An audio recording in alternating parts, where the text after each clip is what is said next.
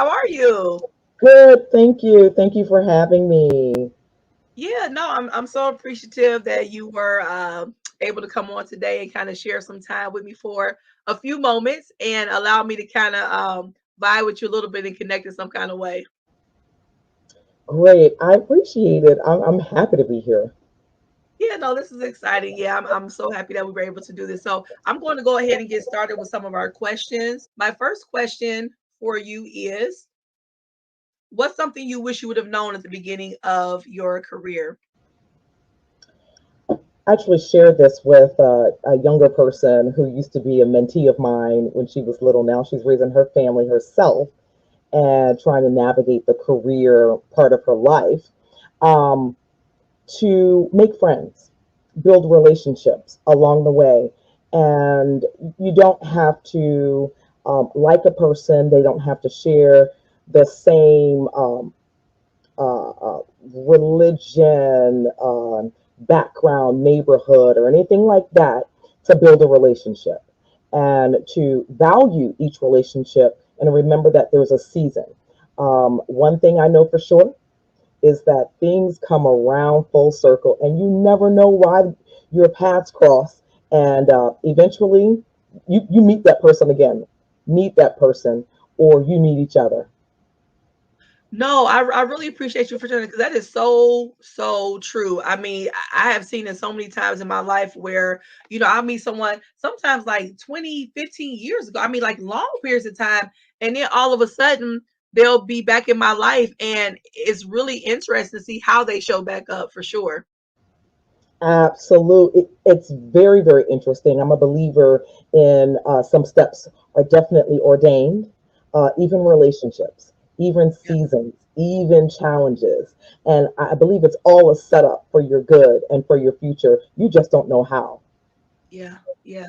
Thank you. I like that. The next question is to share a moment that changed you in some kind of way.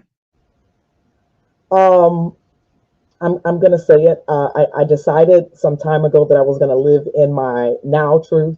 So, what's resonating in my spirit lately, especially around the climate in our country, politically, definitely stemming from racial interactions and experiences, what's been resonating is something that I experienced way back in circa 2007, 2008 was an incident with a white lady Mhm. who worked in my company, who was working several levels lower than me, Mhm. who called me the other colored girl. Oh. That was a long time ago, and I had Mhm. never experienced knowing that someone called me anything racially derogatory to my face. That was my first, actually second experience. Mhm. It wasn't the first one wasn't directed at me. This one was directed to me, Wow. spoken directly to me. And I reflect on that experience back then. And today, I feel like that experience was not to break me. She definitely didn't mean it to be mean or malicious. She used it as a descriptor. Mm. That's what she knew. It was a learning experience for me because it sent me on a digging journey, a learning journey to find out why this woman would call me such a word that my mother was called, back Yeah. when deciding which water fountain to drink out of. And I Mhm. learned a lot by asking questions of people. And I, learned a little bit about her background and those kinds of things. And from that, I learned that, grace is important no matter who and or how we interact with each other. Yeah. Yeah. No, it's interesting. The things that we experience that we have been taught should make us really angry, right? Or outraged, right? We've been taught that. So sometimes I think that people respond or react before even really thinking, okay, am I really that upset about this? And not saying that people aren't valid in being upset, but I don't think that at times we really think about, okay, what is this teaching me? How can I use this to grow myself and to possibly educate other people? Like you said, ask those questions. Hmm. I think the surface level of myself, less developed, wanted to be angry. I grew up in a Brooklyn, New York. So the Brooklyn, New York girl in me was like, you should be angry. You should be flipping over tables, those kinds of things. The little experienced person in me said, no, you're in shock. You're not even close to being angry. You're in shock. And what will you do with this emotion? It took me a few days, and I began to talk about it aloud with others. And that sent me on, a journey within myself. And then it really, really made me understand what having grace for each other really, really is. No, it's true. It's true. I mean, we definitely have to learn that, and I'm a big advocate for showing a little grace, like you said, with that person and with myself, and just being able to give myself permission to feel what I feel and then also move on from it. So it's just so funny because I was having a conversation with somebody not too long ago about the infamous N word, right? And how when people hear that, people get outraged. And I was telling her, I said, it doesn't make me upset at all. I said, because I'm not that, right? I'm not that. So I don't equate it to like me. So I don't even like absorb it in or embrace it. So I don't get upset with it. And not that I judge other people for being upset, because everybody has their different reasonings for why. I mean, understandably so, right? But I said people can say that, and I'll look around like, who were they talking to? Because it's not me. So I had to learn that. I always talk about self preservation and self growth and self accountability. So I had to learn that certain words I can't allow that to trigger me every single time, because that gives that person control over me. And once I relinquish that control, what do I have? You know what I'm saying?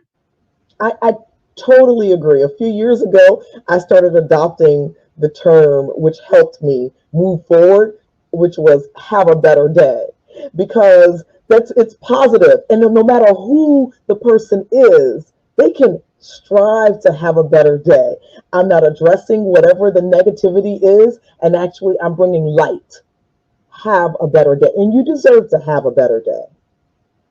No, actually, it's funny. I think that I remember you actually using that.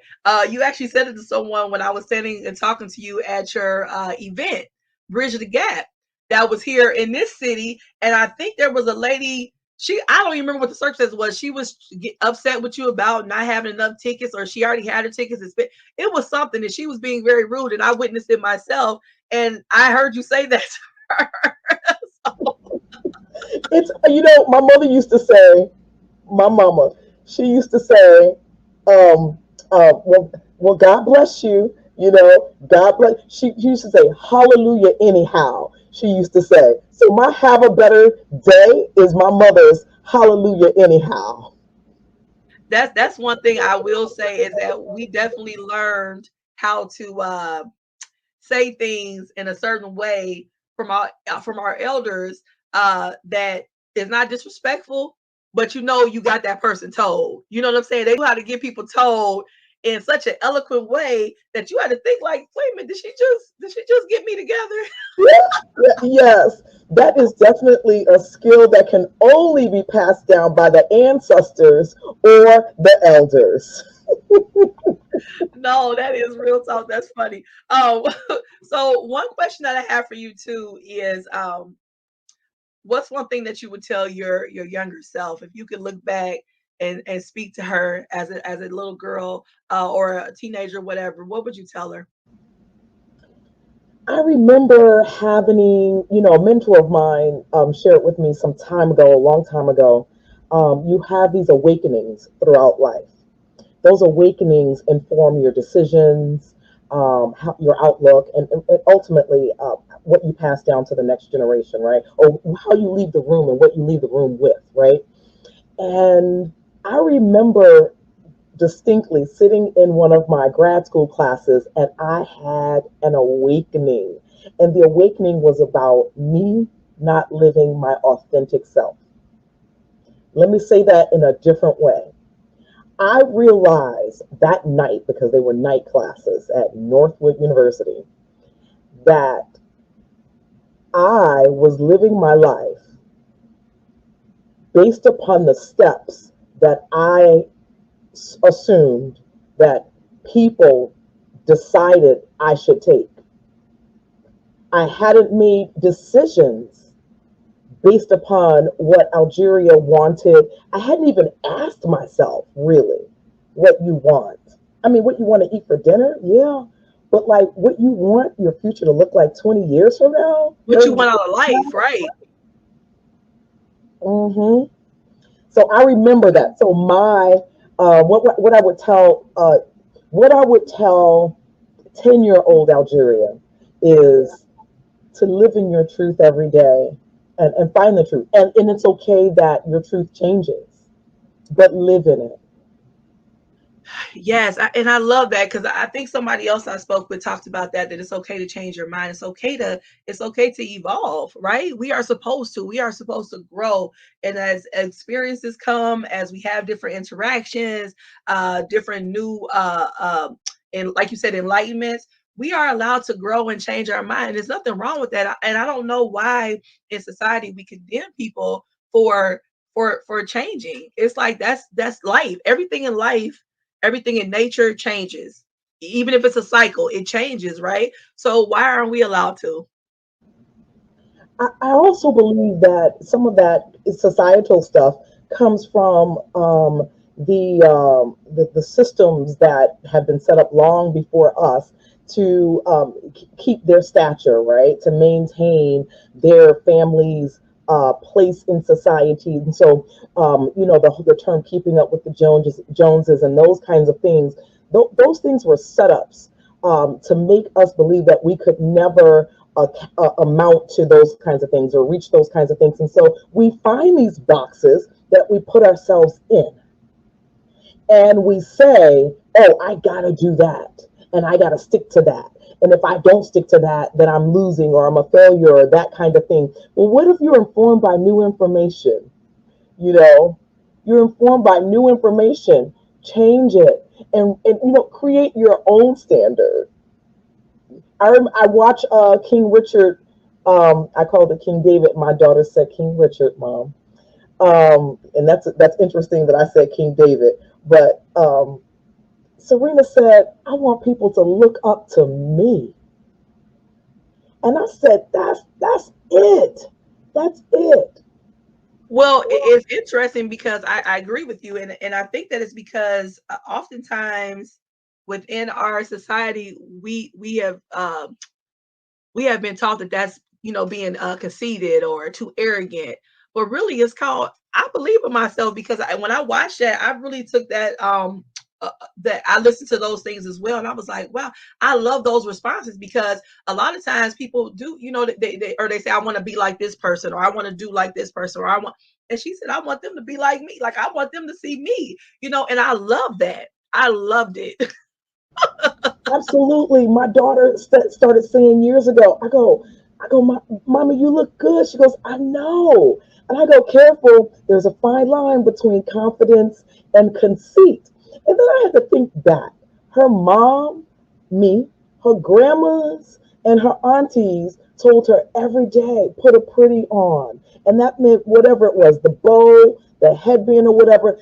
Make sure you look good. And she's a creative. So out of that good came, oh, sometimes the socks were mixed match. Sometimes the earrings were mixed match. And it didn't matter because that's how she felt good because to her she looked good. And I had to roll that back. I'm like, no, I'm not gonna tell my daughter to be careful. No.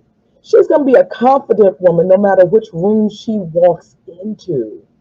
Yeah, and what's crazy is that she was being herself, and that's the part. Like that's me. I get teased all the time because some days I could look all glammed up, right? And then other days, people are like, are you okay? But to me, I'm still feeling good. Like, I don't care if my stuff is mismatched. I don't care if I don't care. You know what I'm saying? Because that's the mood I'm in today, and I'm still gonna walk tall, and I'm still gonna do me. And it's really interesting you said that, because I feel the same way. I purposely will just kind of do whatever, it really, it's so funny to watch how much it drives people. I'm like, this is me doing me. Why you care?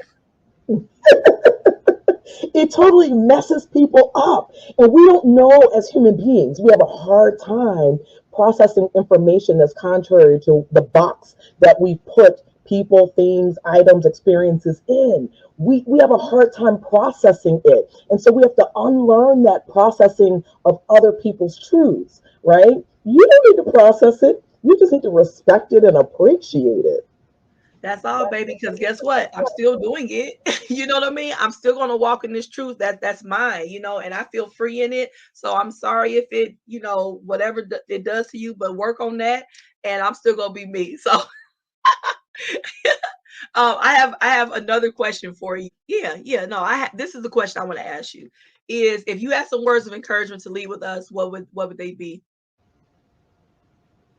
I think it might stem back to the earlier part of the conversation in terms of grace. Grace is the season that I'm in. I know for a fact that I've moved from the season of truth, which lasted a long time. But when you're on a journey, you don't know when the journey's going to end. So I realized I moved from this truth season into this grace season, and the grace is grace for yourself. And when you have grace for yourself, that love, even if you can't find the love for yourself, because it's not always easy, we all go through different things. It's not always easy. But if you can find the grace for yourself for, oh, I missed the total mark yesterday, but I'm going to try again today. So that's offering yourself some grace. Eventually, you can move into that space of love. And when you love yourself with the love of God that God has for you, it's so easy to love others. It's easy to appreciate others when you have found a level of grace and love and appreciation for what you bring to this party. Then you can appreciate what the others bring to the party. And then we got a party.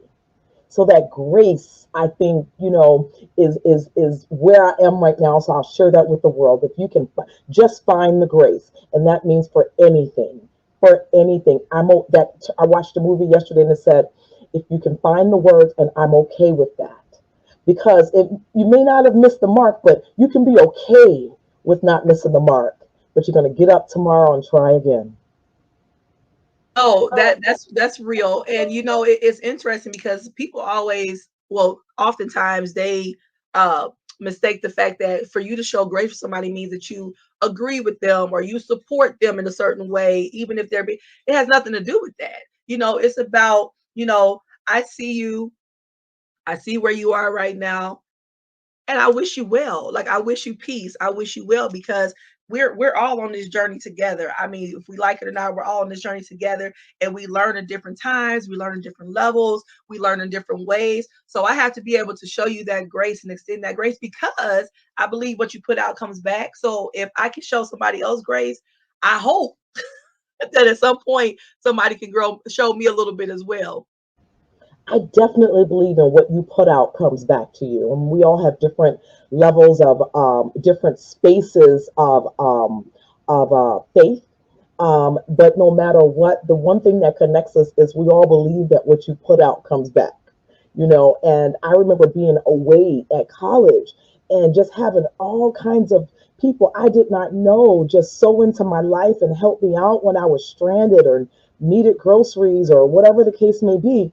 And I thought about that. I said, all those times my mother went out of her way and took people home that we did not know from church. Like, we could never leave church by ourselves. We had to leave with whoever walked through the door that day needing a bed. Like, we had room. We grew up in the projects. And I was like, these people got houses and they're not taking them home. Why are we bringing them home to the projects? Well, all that came back to her kids. We never wanted for anything. Yes. Every time I had a need, someone sold into my life.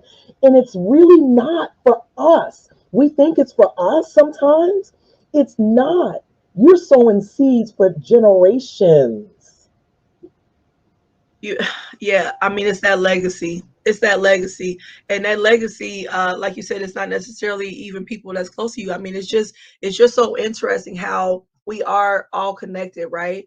And how something that you may do for one person could be a domino effect for that person doing it for somebody else. So we never know. And I'm a big advocate for, spreading that message of seed planting, because you just never know what grows from it, right? You may never see the fruit of it. You get what I'm saying? But I tell people, just rest assured that you are doing something, you are making a difference, and just keep planting those seeds. Absolutely. You keep planting. Now I have a child going off to college and another one right behind her. If I can send him with her, they'll both go at the same time. But you baby, if I could just follow the model that my mom and grandma set in front of me with sowing those seeds, the way that I've been blessed by others, stranded on the side of the highway, I will never forget the name of the man when I first moved to Michigan that fixed my tire in the middle. I had no money.